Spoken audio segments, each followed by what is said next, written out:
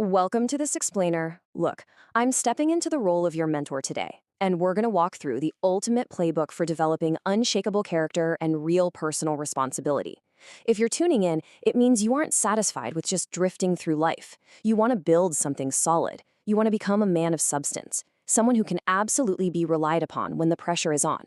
Today, we're going to unpack the source material together, strip away all this societal confusion, and discover exactly what the research, theology, and cross-cultural studies actually say about mature masculinity. So get ready, because we are going to break down the actionable steps you need to take to completely level up your life. I want to kick things off right here, because this concept, it completely shatters the modern illusions we have about what makes a man. We so often hear phrases like man up, or we see sheer physical strength glorified as the ultimate end-all metric of manhood.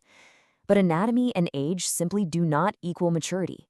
You can have a 50-year-old male who completely lacks responsibility and a teenage male who steps up and leads with total integrity. The core truth we're pulling from the data today is that manhood is entirely character-based, and honestly, more importantly, it is action-based. You can't just think about being a good man, you literally have to go out and do it. Okay, here's our training camp agenda for today.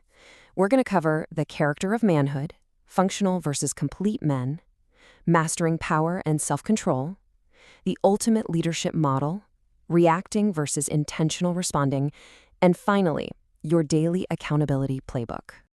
Let's start with Section 1, the character of manhood, setting the standard for true masculinity. True masculinity is an action-based character trait.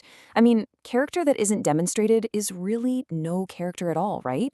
Notice how this definition requires public action. Anthropological studies, like those from Focus on the Family, reveal that across vastly diverse cultures, a man is defined by his public actions. It's about having the sheer courage to face danger for the sake of others, dealing with absolute integrity when things get tough, and exercising the self-control to know the proper limits of your strength. If you're keeping all your good intentions locked up in your head, you simply aren't fulfilling the mandate. You have to step into the arena. You have to let your community see your responsibility in action, which sharply contrasts universal traits like courage and loyalty against the all-too-common examples of modern passivity we see today. Moving right along to Section 2, functional versus complete men. This is the crucial difference between just surviving and actually leading. So a functional man can solve problems, which is great. But a complete man? He develops his connection with God and uses emotional intelligence to communicate with and support others. Think of it this way. A functional man basically checks the boxes. He goes to work, he pays the bills, he fixes the leaky sink, he's practical, he's reliable, and hey, that is a fantastic start. But a complete man takes it to an entirely different level.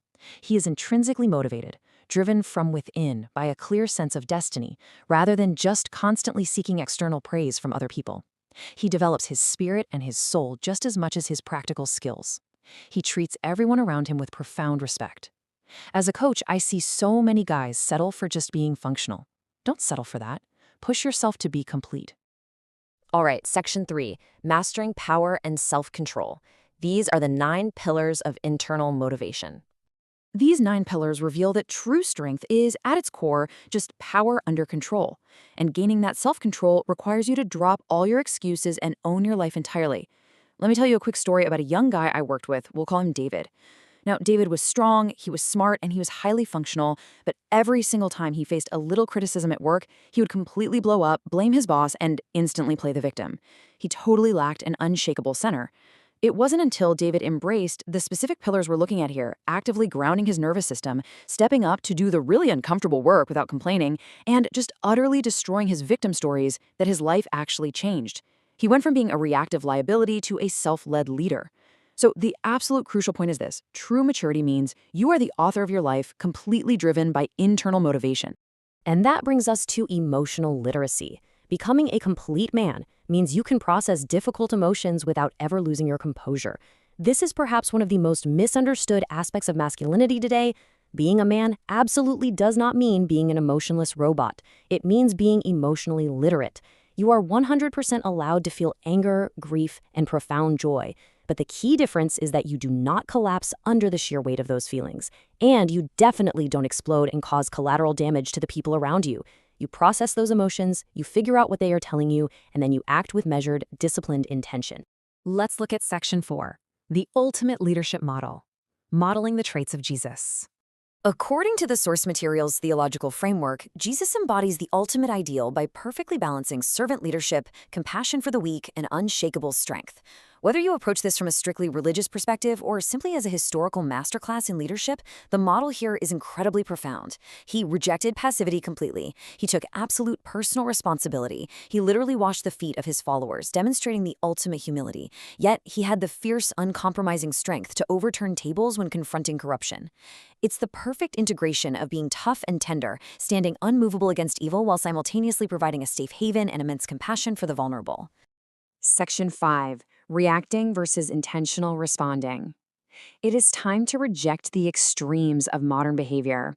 Listen, mature masculinity completely rejects both weak passivity and toxic domination, choosing instead to intentionally respond to challenges as a true leader. If you look around our culture today, you see a ton of guys falling into two very reactive traps.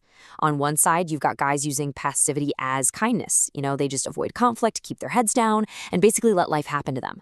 On the completely opposite extreme, you have toxic domination, where guys disguise their insecure rage as confidence. Both of these, they're just reactions. A mature, complete man does not react. He intentionally responds. He evaluates the situation with emotional intelligence, he exercises self-control, and then he takes courageous initiative. He's the very definition of power under control. Finally, Section 6, your daily accountability playbook. Let's get into the actionable steps for daily practice. Start your day with these specific habits to set a huge tone of purpose, discipline, and internal motivation before the rest of the world even wakes up. You do not build character by accident, guys. You build it by intentional daily design. In the morning, take time to ground yourself, whether that's through prayer, meditation, or a brutal workout, so you maintain a calm center all day. Lean into discomfort early. Take the cold shower, tackle the hardest task first. Be a lifelong student, because the second you stop learning, your lasting influence dies.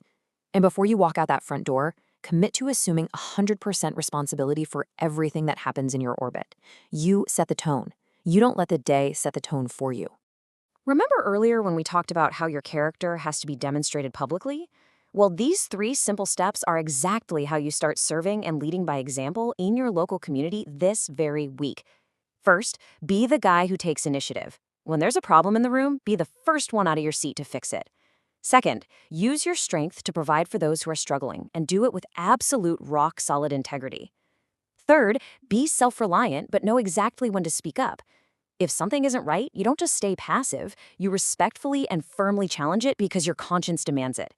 This is how you actually change a community, not with loud, empty talk, but with conspicuous, undeniable action. I want to leave you with this final provocative thought to ask yourself every single night, because a complete man never stops holding himself accountable to the truth. Before your head hits the pillow tonight, I want you to look in the mirror and ask yourself this exact question. Did you fall into the trap of blaming your circumstances today, or did you rise above and lead? Did you let your emotions control you, or did you exhibit power under control? Building mature masculinity is a lifelong journey. It requires real accountability to trusted mentors and peers, and most importantly, it requires brutal honesty with yourself. So take this playbook, start doing the heavy lifting, stop just surviving, and start leading. Let's get after it.